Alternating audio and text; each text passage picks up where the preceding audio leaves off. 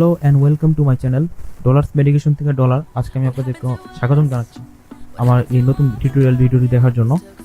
আজকে আমি আপনাদেরকে যেটি দেখাবো সেটি হচ্ছে ট্রেন্ডিংয়ে আছে ইউটিউবে, সেটি হচ্ছে হাই মিউজিক ভিডিও, সেটি ল্যাম্বরগিনি। তো আমি আজকে ওখানে যে ডাটা মশিং একটি ইফেক্ট দেওয়া হয়েছে, গ্লিচি ইফেক্ট, তা আমরা এটিকে ডাটা মশিং করবো, অথবা আমরা বলতে পারি যে ডাটামোশ সফটওয়্যারের মাধ্যমে আমরা এই গ্লিচি ইফেক্টটি করবো আমাদের নিজেদের ফুটেজে। তো চলুন দেরি না করে আজকে আমরা শুরু করে ফেলি। তো প্রথমে আমাদেরকে যেটি করতে হবে সেটি হচ্ছে যে আমি রাফলি কয়েকটি ফুটেজকে আমি কেটে আমি একটি একের পর এক ফ্রেম বসিয়েছি। দেখুন আমরা একটু প্লে করে দেখি। নর্মালি একটু বড় করে দিই স্ক্রিনটা, তাহলে ভালো হবে। হ্যাঁ,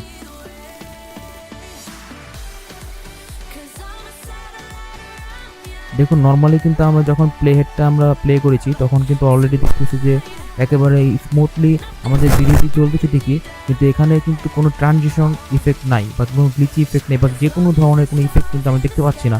তো আমরা গ্লিচি ইফেক্ট বলতে আসলে ডাটা মশিং করার জন্য আমাদেরকে যেটি প্রথমে করতে হবে সেটি হচ্ছে যে আমরা প্রথমে আমাদের সেই ফুটেজগুলোকে অবশ্যই ট্রানজিশন অনুযায়ী আমরা এখানে কাট করে আমরা প্রত্যেকটা ফুটেজের মাঝখানে আমরা কিন্তু ট্রানজিশন দেখতে পাচ্ছি। দেখুন ট্রানজিশন হলে ফ্রেমটা চেঞ্জ হয়ে গেল। তো আমাদেরকে প্রথমে এটি ফাইল থেকে এক্সপোর্ট করতে হবে হাই বিট রেটে, মিডিয়া, এক্সপোর্ট মিডিয়া। দেন আমাদের যেটি করতে হবে, আমাদের যে সেটিং প্যানেলটি আসবে ওখানে আসার পরে আমরা ফরম্যাটটি আমরা চেঞ্জ করে দিয়ে H.264 ফরম্যাটে রাখবো এবং প্রিসেট থেকে আমরা ম্যাচ সোর্স হাই বিট রেটে ক্লিক করে দেবো এবং এখানে ইউজ ম্যাক্সিমাইজ রেন্ডার কোয়ালিটি এখানে আমরা টিকমার্ক করে আমরা এক্সপোর্ট দিব। আমাদের কিছুক্ষণ সময় লাগবে এক্সপোর্টটি কমপ্লিট হতে।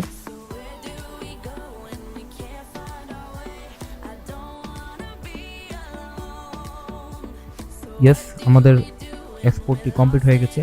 আমরা এটিকে মিনিমাইজ করি। মিনিমাইজ করার পর আমাদের যে সফটওয়্যারটির প্রয়োজন সেটির নাম হচ্ছে ভিডিওম্যাক্স সফটওয়্যারটির মাধ্যমে আমরা কিন্তু সেই ডাটা মশিং ইফেক্টটা ক্রিয়েট করব। তার জন্য আমাদের প্রথমে আমরা যেটি করব সেটি হচ্ছে আমরা এখানে ওপেন করে আমাদের ফাইলটি স্পেসিফাই করে দিব, অথবা আমরা আরেকটি কাজ করতে পারি, ডিরেক্টলি আমরা সেই ফুটেজকে আমরা ড্র্যাগ করে নিয়ে সেখানে ছেড়ে দিতে পারি, তাও হবে। তো আমাদের যতক্ষণ পর্যন্ত আমাদের নতুন পপ আপ উইন্ডো ওপেন হবে আমাদের সামনে, আমরা প্রত্যেকটা পপ আপ উইন্ডোতে আমরা অপশনে নো ক্লিক করে দিব, প্রত্যেকটি আমরা নো ক্লিক করে দিব। দেখুন আমরা কিন্তু এখানে ফুটেজটি নিয়ে এসেছি। আপনারা ইচ্ছা করলে ওপেন থেকেও আপনারা আনতে পারবেন আপনাদের ইচ্ছা। Okay fine.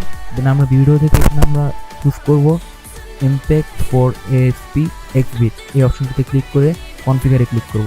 কনফিগারে ক্লিক করার পর আমরা এখানে ফ্রেম অপশনটিতে চলে যাব। ডিরেক্টলি ফ্রেম অপশনে গিয়ে এখানে দেখুন 300 লেখা আছে, এখানে আমরা ততক্ষণ পর্যন্ত 9 ক্লিক প্রেস করব কিবোর্ড থেকে যতক্ষণ পর্যন্ত এটি ফুলফিল না হয় এই বক্সটি। দেখুন আমি কিন্তু 9 প্রেস করে ধরে রেখেছি এবং এখানে হাইস্ট নাম্বারও কিন্তু ম্যাক্সিমাম আই ফ্রেম ইন্টারভাল এখানে কিন্তু হাইস্ট নাম্বারেই এখানে অ্যাপ্রুভ হয়েছে। আমরা এখানে ওকে দিয়ে দিব। ওকে দেওয়ার পর আমাদের যেটি করতে হবে, আমরা এখন এটিকে সেভ করব। সেভ করার জন্য এই সেভ অপশনটিতে আমরা ক্লিক করব। ক্লিক করার পর আমরা এখানে যে অপশন দেখা যাচ্ছে, আমরা এখানে ইচ্ছা করলে আমাদের ডেস্কটপে আবার রাখতে পারি। এখানে আমরা তারপর ডাটা মশিংয়ের ডাটা মশিংয়ের আমরা DM1 এখানে লিখে আমরা সেভ করে দিই। সেভ করার পর আমাদের কিছুক্ষণ সময় লাগবে এটি রেন্ডারিং হতে।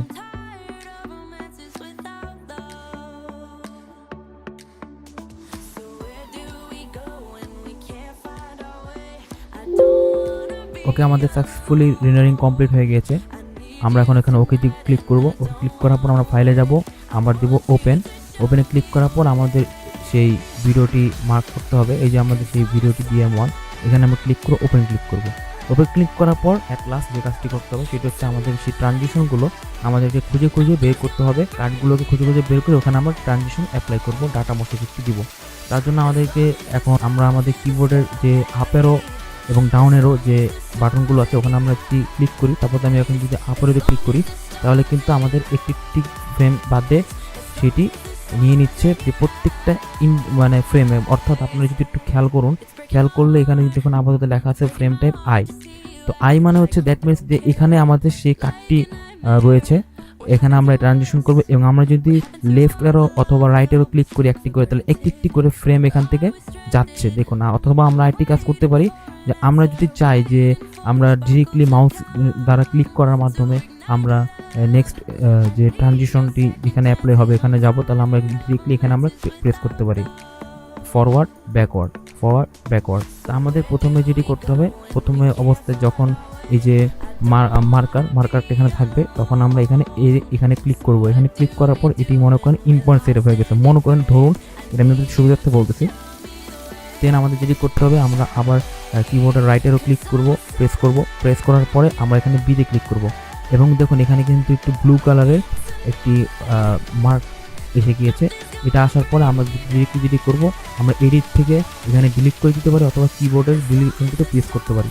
প্রেস করার পর এটি ডিলিট হয়ে গিয়েছে। এরপর আমরা নেক্সট যে ফ্রেমটি আছে এখানে আমরা যাব। এখানে ক্লিক করার মাধ্যমে এখানে আমরা একইভাবে এতে ক্লিক করব প্রথমে, দেন আবার রাইট অ্যারো প্রেস করার মাধ্যমে কিবোর্ডে বিতে ক্লিক করে দেন ডিলিট। এরকমভাবে আমরা যে কয়টি কাট থাকবে সেই কয়টি কাটের ওখানে গিয়ে আমরা এই কাজটি করব।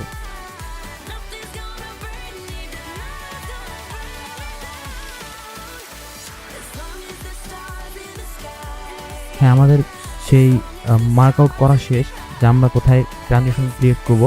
এখন যদি আমরা আমাদের কাজের সুবিধার্থে আরেকটি টিপস আমি আপনাদেরকে দিয়ে দিই। আপনারা যদি শেষের দিকে বা আপনাদের যখন কনফার্ম হয়ে গেল নিজেরাই যে আমাদের এখানে প্রত্যেকটি কাটে আমাদের ট্রানজিশনের যে ডিলিট করার পার্টগুলো আছে ওগুলো আমাদের ডিলিট হয়ে গিয়েছে, তাহলে আমরা কিন্তু এখানে স্ক্রল করে দেখতে পারবো।